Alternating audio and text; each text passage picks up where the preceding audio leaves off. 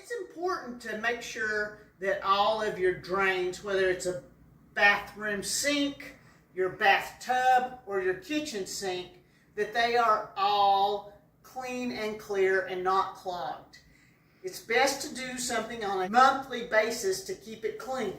The easiest thing to do is use something like this Zip It, which is a piece of plastic with some teeth, and it just goes down into the stopper. You don't even have to remove the stopper.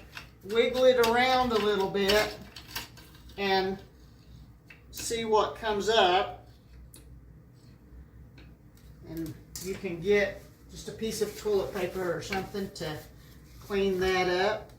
And most stoppers have 3 sides, so you'll need to go down in there on each side to pull up and see what you get. And usually you can get bunches of hair and goop and grime, but if you do it on a regular monthly basis and keep it clean, then you don't have a stopped up clog. And I just put this down in a toilet which has clean water to clean it off and use it again.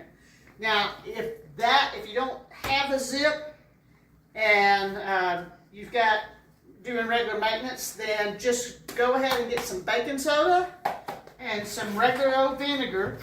Pour some baking soda in the sink and a little bit of vinegar, and that will go down into the sink line. It'll bubble up, it'll pull up whatever is in there, and you can clean that off, and then be sure to run some hot water for a little while so that will go down into the sink and clear the drain line.